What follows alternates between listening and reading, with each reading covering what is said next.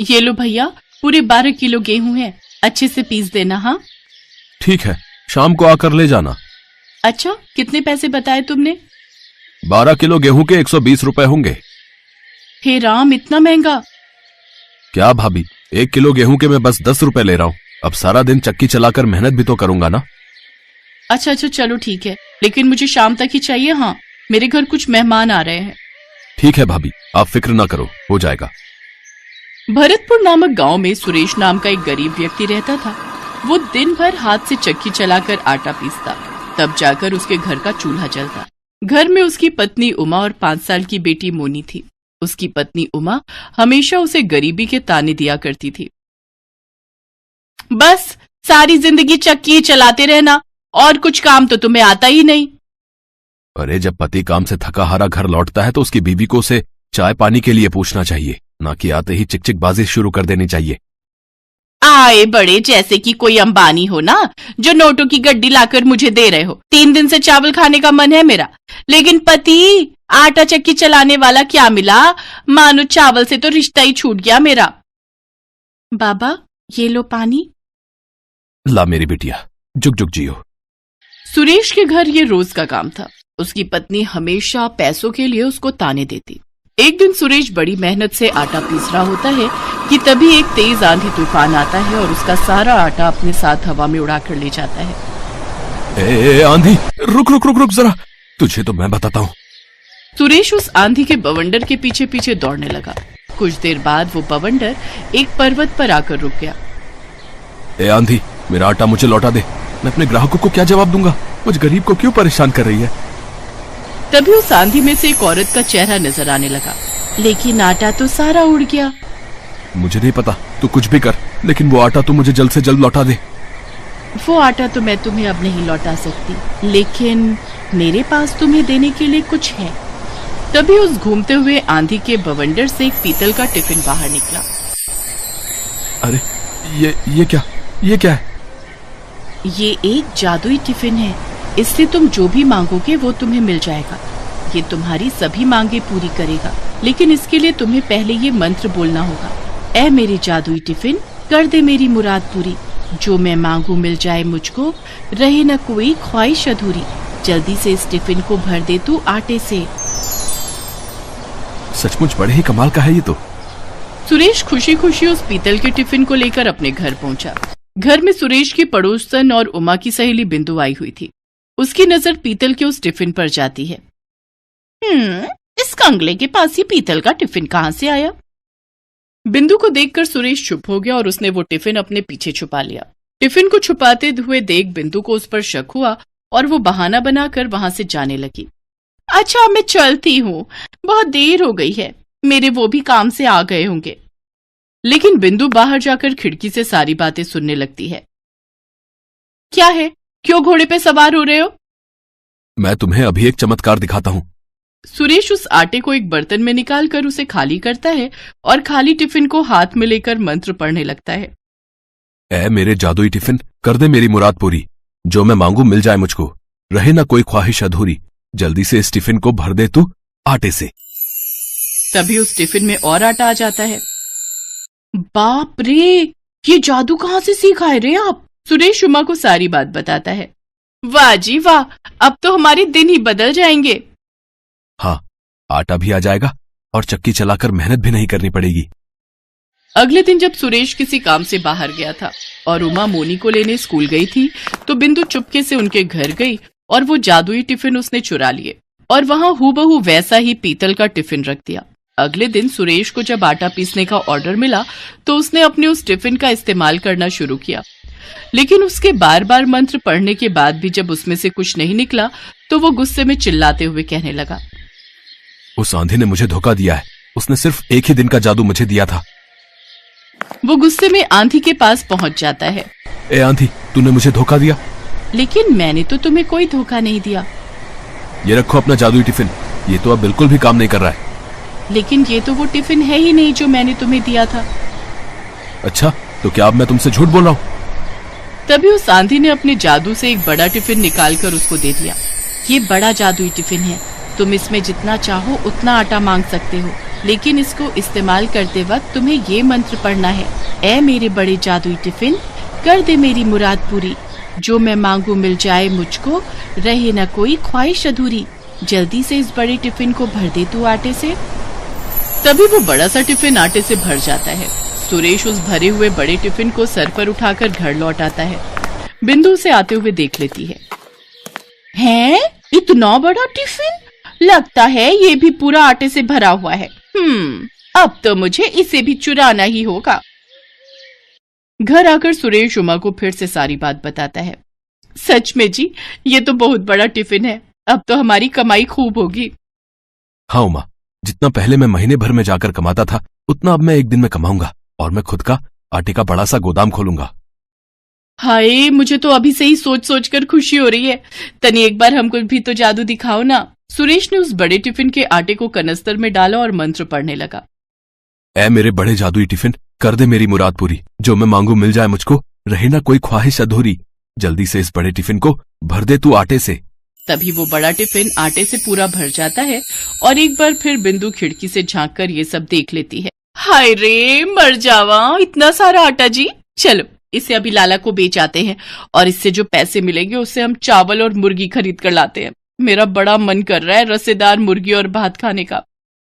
तो चलो फिर, देरी किस बात की। वो लोग लाला के पास आटा बेचने चले जाते हैं और बिंदु इस बात का फायदा उठाकर जल्दी से एक वैसा ही बड़ा सा टिफिन बाजार से लाकर रख देती है और उस जादुई टिफिन को चुरा ले जाती है। अगली सुबह सुरेश उस बड़े टिफिन को लेकर अपने काम पर पहुंचा और उससे एक बार फिर आटा मांगने लगा। वो काफी देर तक मंत्र पढ़ता रहा। ऐ मेरे बड़े जादुई टिफिन, कर दे मेरी मुराद पूरी, जो मैं मांगू मिल जाए मुझको, रहे ना कोई ख्वाहिश अधूरी, जल्दी से इस बड़े टिफिन को भर दे तू आटे से। लेकिन लाख कोशिशों के बाद भी जब आटा नहीं निकला तो वो गुस्से में तमतमाता हुआ फिर से आंधी के पास पहुंचा। जादुई आंधी, तुमने एक बार फिर मुझे धोखा दिया। नहीं, मैंने तुम्हें कोई धोखा नहीं दिया। झूठ, एकदम झूठ। तुम जब भी मुझे कोई जादुई टिफिन देती हो तो उसका जादू एक दिन के बाद ही खत्म हो जाता है। ये कैसे हो सकता है? आंधी ने जब उस बड़े टिफिन को देखा तो वो समझ गई कि ये वो जादुई टिफिन नहीं है। इस बार मैं तुम्हें एक ऐसी चीज दूंगी जिससे तुम्हें समझ आ जाएगा कि मैंने तुम्हें धोखा नहीं दिया। आंधी अपने जादू से एक डंडा निकालकर सुरेश को देती है। लेकिन इस डंडे का भला मैं क्या करूंगा? इसको तुम ले जाकर अपने घर पर रख देना और जब तुम्हें वो चोर मिल जाए तो उससे कहना, ऐ मेरी जादुई डंडे, दिखा दे तू अपना कमाल, जो भी आए तुझे चुराने उसका तू कर दे धमाल। सुरेश एक बार फिर उस जादुई डंडे को लेकर घर आया और एक बार फिर बिंदु ने उसे देख लिया। जरूर इस डंडे में भी कोई जादू छिपा होगा। अब किसी तरह इसे भी चुरा लेती हूँ। अगले दिन मोनी जब स्कूल गई हुई थी तो सुरेश और उमा ने घर से बाहर जाने का नाटक किया और दरवाजा खुला छोड़कर चले गए। इस बाट में बैठी बिंदु जल्दी से उनके घर के अंदर जाती है और उस डंडे को चुराने की कोशिश करती है। लगता है सभी बाहर गए हैं। जैसे ही बिंदु ने उस डंडे को हाथ लगाया तभी सुरेश और उमा वहां आ गए और सुरेश ने मंत्र पढ़ना शुरू किया। ऐ मेरे जादुई डंडे, दिखा दे तू अपना कमाल, जो भी आए तुझे चुराने उसका तो कर दे धमाल। तभी वो डंडा बिंदु को पीटने लगा। अरे रे, मर गई रे, मर गई। हाय दया, कोई मुझे बचा लो। हा, आई बड़ी सहेली होकर अपनी सहेली के घर चोरी करती है। हाँ, जल्दी से हमें हमारे जादुई टिफिन लौटा दो, नहीं तो इस डंडे की पिटाई से आज तुम यहीं मर जाओगी। हाँ, अभी लाती हूँ। जब तक बिंदु ने सुरेश को उसकी अमानत नहीं लौटाई तब तक उस डंडे ने उसकी पिटाई जारी रखी। बिंदु दौड़कर अपने घर गई और वो दोनों जादुई टिफिन लाकर सुरेश को दे दिए। अब रुक जाओ जादुई डंडे। अब आज के बाद हमारी कोई चीज चुराई ना तो याद रखना। हाय, इतनी मार खाने के बाद तो मैं तुम्हारी क्या किसी की भी कोई चीज नहीं चुराऊंगी। इतना कहकर बिंदु वहां से 9-11 हो गई। अब बड़े और छोटे जादुई टिफिन की मदद से सुरेश आटा निकालकर बेचता रहा। आज के बाद उसे चक्की चलाने की जरूरत ही नहीं पड़ी। अर्जुन ने जैसे ही अपनी माँ से उषा और अपने प्यार का जिक्र किया तो मॉडर्न सोसाइटी में उठने बैठने वाली माँ उनके प्यार के लिए राजी नहीं होती और वो ये सुनते ही भड़क जाती है। क्या तुम्हारा दिमाग खराब हो गया है अर्जुन? कान खोलकर सुन लो, उषा जैसी मिडिल क्लास लड़की इस घर की बहू नहीं बनेगी, नहीं बनेगी, कभी नहीं बनेगी। माँ, उसके मिडिल क्लास होने में उसका क्या कसूर है? और मिडिल क्लास है तो क्या हुआ? वो किसी से कम थोड़ी है। तू ज्यादा जुबान मत चला। तुझसे ज्यादा देखी है मैंने ये दुनिया, और मैं इन मिडिल क्लास की लड़कियों की रग रग से वाकिफ हूं। अपनी माँ की बात अर्जुन की समझ से परे थी।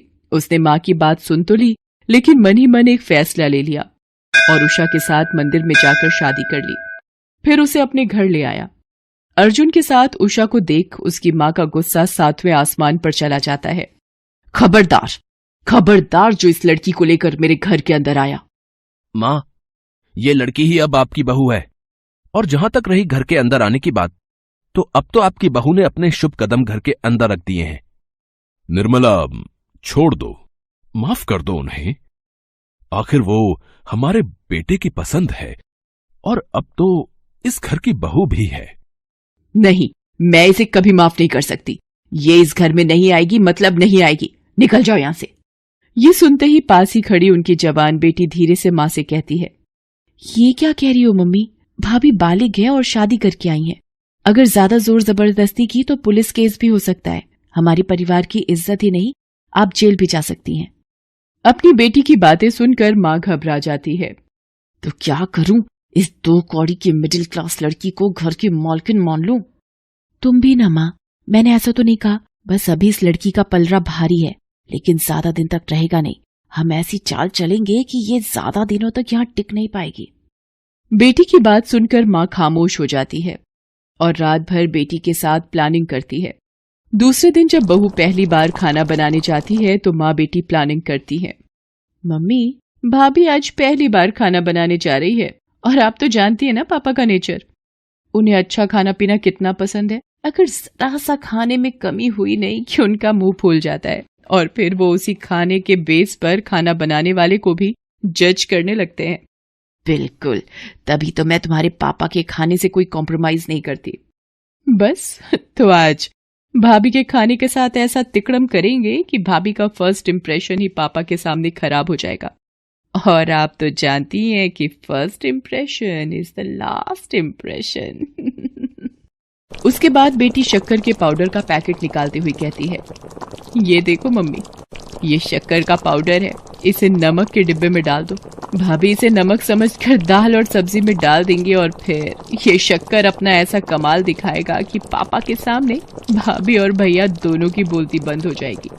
ये कहते हुए दोनों खिलखिलाकर हंसती हैं और सास जाकर नमक के डिब्बे में पिसी हुई शक्कर डाल देती है। बहू खाना बनाते वक्त उसे नमक समझकर दाल और सब्जी में डालती है। सब्जी और दाल खाते ही ससुर भड़क जाते हैं। बहू, ये कैसा खाना बनाया है?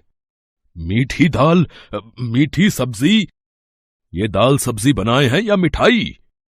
चीनी क्यों डाला खाने में? चीनी नहीं पापा जी, मैंने तो नमक ही डाला था। तो क्या मैं झूठ बोल रहा हूं? खुद ही टेस्ट कर लो और बताओ, इसमें शक्कर है या नमक? मुझसे बहुत बड़ी गलती हो गई थी कि मैंने मेरी बीवी की मर्जी के खिलाफ तुम्हारा साथ दिया। मम्मी ने तो पहले ही कहा था, बस आप ही बहू बहू कहकर अपना प्यार लुटा रहे थे। और कहाँ गया ये अर्जुन? बड़ी डींगे हाँक रहा था कि उषा मिडिल क्लास की है तो क्या हुआ, वो किसी से कम तो नहीं है। मैं तो कहती हूँ इसे अभी इसी वक्त इसके घर भेज दो, पहले जाकर घर से कुछ सीख तो आए।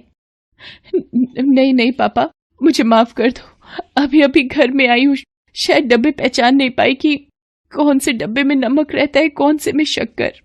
हाँ हाँ, अब कहो कि मुझे तो दिखता भी नहीं। मैं सब समझती हूँ, तुम जैसे मिडिल क्लास लोगों की चाल को। अरे शांत रहो, शांत। तुम्हें तो बस मौका मिलना चाहिए और तुम नॉन स्टॉप शुरू हो जाती हो।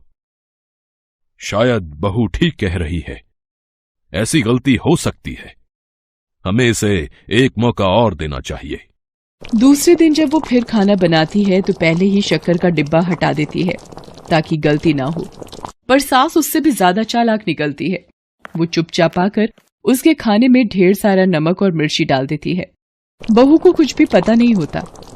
वाह, खाना दिखने में तो काफी लजीज लग रहा है। आज मैं जम के खाऊंगा। जम के खाओगे या जमा के बहू को सुनाओगे? और सचमुच खाते ही ससुर चिल्लाते हैं, बहू, ये क्या मजाक है? कल खाने में शक्कर ही शक्कर और आज नमक और मिर्च थोक के भाव में डाल दिया है तुमने। आहा। नहीं पापा जी, आज तो मैंने नमक मसाले स्वादानुसार डाले थे। ऐसा स्वाद? एक काम करो, तुम एक निवाला खुद टेस्ट करो। बहू जैसे ही एक निवाला मुंह में लेती है वो मुंह से फुर्र से निकाल देती है। वाह क्या स्वाद है, खाते ही मुंह से बाहर आ गया। बहू तुम्हें खाना बनाना नहीं आता तो तुम बोल क्यों नहीं देती? कोई जबरदस्ती नहीं है। निर्मला, कान खोलकर सुन लो, कल से मुझे ऐसा खाना खिलाया तो मैं घर छोड़कर चला जाऊंगा। पापा, ये आप क्या कह रहे हैं? अरे आप क्यों घर छोड़कर जाएंगे? जिन्हें जरा भी शर्म हो वो छोड़कर जाएं ये घर। बहू की समझ में नहीं आता है कि उसके साथ क्या हो रहा है, लेकिन उसे ये जरूर पता लग गया था कि इस घर में उसकी राह आसान नहीं है और उसकी जिंदगी में जब भी कोई ऐसी परिस्थिति आती थी जहां उसकी राहें उसे मुश्किल लगती थी, वो अपने गुरुजी के पास जरूर जाती थी। गुरुजी बहुत ही पहुंचे हुए और दयालु किस्म के आदमी थे। उसने वहां जाकर उन्हें सारी बातें बताई। बाबा, मेरी तो कुछ भी समझ में नहीं आ रहा है। पर मेरी समझ में आ गया है बेटी। उसके बाद बाबा अपनी झोली से एक पुड़िया निकालकर उसे देते हैं। ये जादुई मसाला है, इसे तुम जिस खाने में भी डालोगी उसका स्वाद अपने आप अच्छा और स्वादिष्ट हो जाएगा। लेकिन याद रखना, कुछ भी बनाते वक्त जैसे तुम सोचोगी बनने वाली चीज का स्वाद वैसा ही हो जाएगा। सच बाबा? हाँ, पर जो तुम्हारे साथ चालाकी करेगा उसकी थाली में उसी खाने का स्वाद वैसा ही आएगा जैसा कि उसने तुम्हारे साथ चालाकी करते वक्त सोचा होगा। इधर उसके ससुराल में सास और ननद सोच रही थी कि बहू घर छोड़कर चली गई है। वो मन ही मन खुश हो रहे थे, लेकिन दोपहर तक बहू वो जादुई मसाला लेकर अपने ससुराल आ गई। उसे देखकर सास और ननद ने अपना मुंह फेर लिया, लेकिन बहू ने इस बात की परवाह किए बगैर अपने ससुर से एक बार और अपने हाथ का बना खाना खाने की रिक्वेस्ट की। ससुर पहले तो नाना कहते रहे, लेकिन बाद में मान गए। शाम को बहू खाना बना रही होती है और एक पल के लिए किचन से बाहर जाती है कि तभी सास आकर खाने में मसाला, मिर्च और नमक किलो के हिसाब से डाल देती है। ये तेरा आखिरी दिन होगा इस घर में, तो कौड़ी की लड़की, अब तुझे कोई नहीं बचा सकता। सास के जाते ही बहू आती है और उसमें पुजारी बाबा का जादुई मसाला डालते हुए कहती है, खाना खूब स्वादिष्ट हो जा। उसके बाद खाना लाकर जब वो डाइनिंग टेबल पर लगाती है तो ससुर को खाते देख सास धीरे से अपनी बेटी से कहती है, देखना बेटी, अभी एक निवाला खाते ही तुम्हारे पापा ज्वालामुखी की तरह फटेंगे। आह, वाह, क्या खाना बनाया है। आह, क्या बात करते हैं? मुझे तो नहीं लगता कि अच्छा है, एक दो निवाले और खाओ। 2-4 निवाले क्या, मैं तो पूरा खाना खा जाऊंगा। ये कहते हुए फटाफट काफी खाना खा जाते हैं। ये देख सास की आंखें फटी की फटी रह जाती हैं। हैं? ऐसा कैसे हो गया? अरे देख क्या रही हो निर्मला, तुम भी खाओ। बहुत बढ़िया है। आह। ये सुनकर वो भी खाती है और उसे बड़ा ही गंदा स्वाद आता है। पूरा खाना वो फर्र से मुंह से बाहर निकाल देती है। छी, कितना गंदा खाना है। ये सुनकर बहू समझ जाती है कि आखिर इतने दिनों से उसके साथ ये सब कर कौन रहा था। इधर ससुर जी भी अपनी पत्नी को इस तरह खाना उगलते देखते हैं तो ऐसा कैसे हो सकता है निर्मला, भला खाने का स्वाद मुझसे ज्यादा कौन जान सकता है। ये लो चखो। कहते हुए अपनी थाली का निवाला खिलाते हैं तो सास को स्वादिष्ट लगता है। अरे हाँ, ये तो वाकई स्वादिष्ट है। फिर तुम्हारी थाली का क्यों नहीं है? वो भी तो इसमें से बहू ने परोसा है। तो आप भी मेरी थाली का खाकर देखो। ये सुनकर ससुर खाते हैं तो उन्हें स्वादिष्ट लगता है। ये तो बिल्कुल मेरी थाली के खाने जैसा ही है। मैंने पहले ही कहा था, अब चुपचाप खाओ इसे और बिना मतलब मीन मेख निकालना बंद करो। वो जैसे तैसे एक निवाला खाती है, फिर फुर्र से उड़ाती है। ये देख पति को गुस्सा आता है और वो अपनी जगह से खड़े होकर चीखते हैं, ये क्या बदतमीजी है, मैं ये बर्दाश्त नहीं करूंगा। सुनते ही रोती हुई वो उनके पैर पकड़ लेती है और उन्हें सारी बात सच सच बता देती है। निर्मला, कोई तुम्हारे या तुम्हारी बेटी के साथ ऐसा करता तो? बेचारे हमारे बेटा बहू एक दूसरे से इतना सच्चा प्यार करते हैं और तुम? माफ कर दीजिए, मुझे माफ कर दीजिए। आज मुझे पता चल गया कि सच्चे प्यार का साथ ऊपर वाला भी देता है। आज के बाद मैं इसे अपनी बहू नहीं, बेटी बनाकर रखूंगी। ये सुनकर सभी खुश हो जाते हैं। हेलो दोस्तों, कैसे हैं आप सब? हमारी कहानियां देखने के लिए हमारे चैनल को सब्सक्राइब कीजिए और हाँ, बेल आइकॉन पर क्लिक करना मत भूलिएगा।